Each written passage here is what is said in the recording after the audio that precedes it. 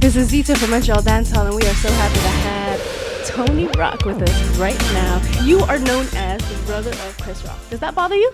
It does not bother me. I have 7 brothers and 2 sisters, so my whole life I was always little Charles or little Andre or little Chris. It bothers me when people use it to promote a show because my resume is like 2-3 pages at this point, but to try to sell tickets, I understand that they want to sell tickets, so it's like let's put Chris Rock on the bill, but it might make people think he's going to be here, and that's when it bothers me. Right.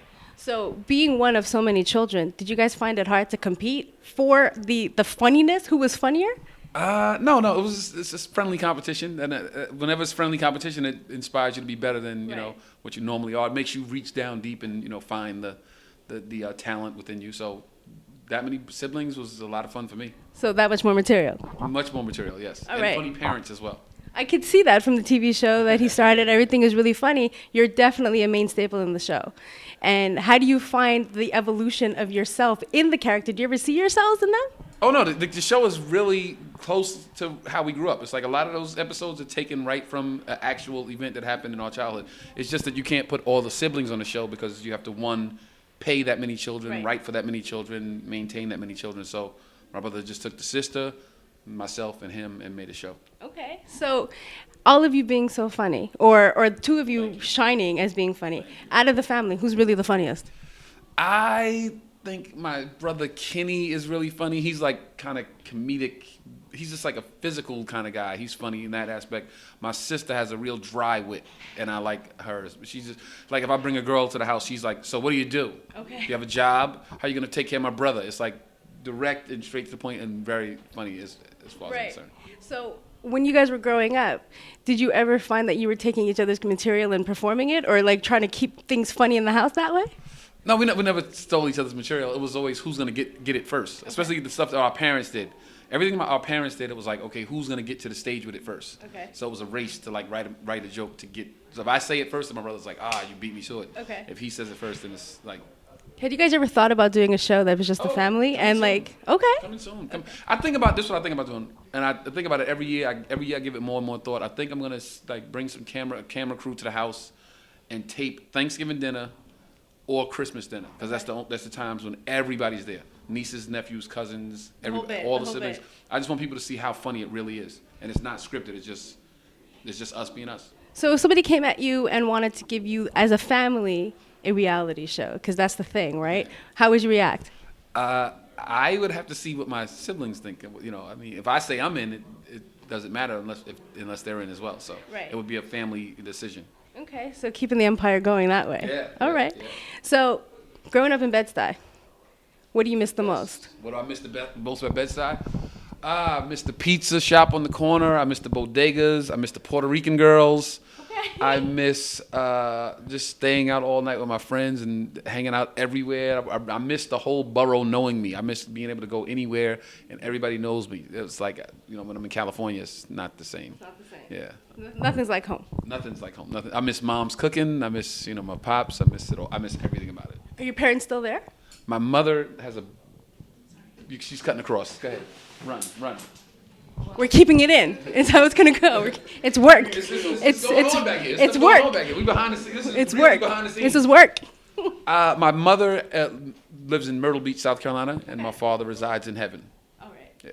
So when you guys go home, do you go back to mom's house and it all happens there? Yeah, we go to South Carolina and pick up right where we left off. Okay, like nothing ever changed. Nothing ever changed. That's a good life. So if it wasn't comedian, like if you weren't a comedian right now, what would you be doing?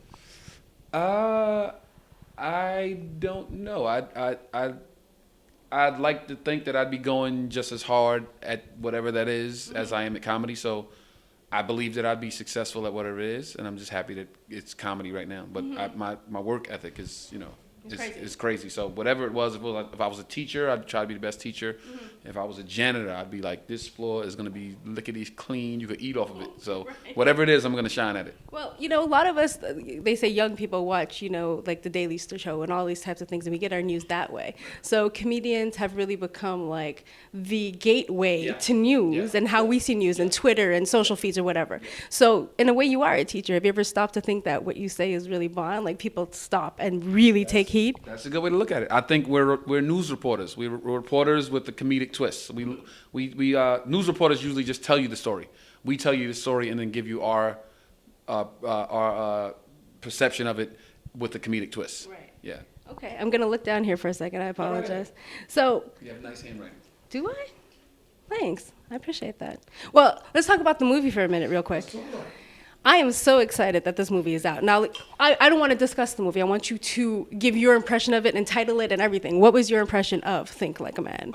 Think Like a Man was it was a guideline, a loose guideline. It wasn't. I don't think it was meant to be taken so serious. It was just like a guideline to how guys perceive women's thoughts and the things they say to us and why we react the way or we act the way based on stuff they do. Well, a lot of times what men do is the reaction to a woman's action. Right. So the book was basically like, if you act this way, then you'll get a better reaction than you've been getting. I mean, so that's pretty much the gist of it. And then, so did you feel like Steve Harvey had given away the secret code when he wrote the book? Because that's a line, right? That's a line. There's a million secret codes. Steve Harvey brushed over maybe one or two, but there's a million secret codes. So talking about all the film work and everything you've done, let's just kind of go over it a bit. You also worked on Hitch. Yeah. I had a scene in the movie Hitch. Will Smith came to me one day on the set of All of Us, the sitcom I was on, and he's like, hey, I want you to come to New York in 2 weeks and shoot this movie I'm doing. It's called Hitch. No audition. You got the part. Just come. And I'm like, sweet. We shooting in New York. I go to New York. I shoot 2 scenes. And when they start editing the movie, as fate would have it, my 2 scenes got edited out. You got a free trip out of it, right? You got to go home. And the check was very nice. It was a very nice check. Yeah. So you kind of went into my next question. You were working on the TV pilot, All of Us. And that was really cool. How did you get that? Did you have to audition? Are you friends? Did they be like, I know this dude, and he's real good at what he does? I was in Los Angeles doing stand-up comedy at the Laugh Factory. A casting director named Monica Swan, who I'm forever indebted to, was just happened to be in the audience and saw me and thought, you know what? You look like what I envisioned this character Dirk to look like. Okay. You look like my vision of Dirk. I want you to come in and read for this sitcom, this pilot. And I was like, okay, I'll do it. Okay. So just as fate would have it, I was in the right place at the right time. So we're talking a lot about family. So we're coming from the Rock Empire. I like how that sounds. I love how that sounds. Okay, if you coin it, I want the residuals for it. Okay, you got that on tape. Okay. So you're working with your empire, and you guys are building, and your name is just fantastic. Yes. Now you're going into another empire, the Smiths. What was that like? It's the best. Will is the most business-minded, focused, professional guy I've ever been around. He's business savvy, street savvy. He knows every aspect of getting something, from the idea to getting it done. Every step that has to be taken to get it, to where you want it. See it through. Right. He's amazing. It's like like beautiful mind. His brain is so advanced. Right. Yeah, and I just watched him and learned a lot from him. That was my next question. So you were able to learn from one of the best in the business. Yeah. He's great. He's a good guy. Good guy. I get that impression that he's very wholesome and he's very family oriented, and I would figure that that's a good fit for where you're coming from, assumingly that you're a family man as well. Oh, very much so. Very much so. My sisters and my brothers are the world to me. So what kind of, may I ask personally, are you in a relationship? I am not. I'm a single man. So what kind of woman do you think it would take to be your man? Your woman. Whoa. We will edit. We will edit something out. I apologize. I just need a woman that's honest, loyal, and understands the grind. Because I'm not going to be around I work 24 hours a day. So if she can understand that, hopefully have her own thing going on, so she's not bored when I'm on the road or bored when I'm in meetings or you never do anything. You know what I mean? If she can understand the work that it takes to be able to do the nice things that we're going to do, we're good. So what if she was funny too? Oh, sweet. You'd be her material and you'd be... I love a woman with a sense of humor. I love it, yeah. Okay. So now talking about you on stage, what was the first experience that had you rattled when you were performing? I was in Harlem performing one time. I got booed off stage within about 30 seconds. But I tell people all the time, the walk from the back of the room, when the guy said my name, the walk from the back of the room to the stage was the most excited I had ever been in my life about anything. So even though I got booed, it was like, you know what? I got to do that again. And that's when it started. It was that fire was just like a bucket of gasoline was thrown on a match. Okay. So, who were your comedic inspirations outside of your family? Richard Pryor is the king, of course. George Carlin. Those are two guys that I would listen to their albums and go to school the next day and tell all their jokes and get in trouble for cursing. And I didn't even know it was a job. I didn't realize that this is what they did for a living. It was just like, oh, they just on record being funny. And when I found that it was a job, it was like, that's the job I want. So those two guys, Dave Chappelle, huge fan of Dave Chappelle, Patrice O'Neal, my brother, of course, and a lot of guys that I've come up through the ranks with because we lived the story together. So like Richard Pryor had his own story. I didn't get to see the beginning to the end. But the guys that I came up with, Sherrod Small, Steve Donovan, Garrick Dixon, Sidney Castillo, it's like we came up together, so we lived the story together.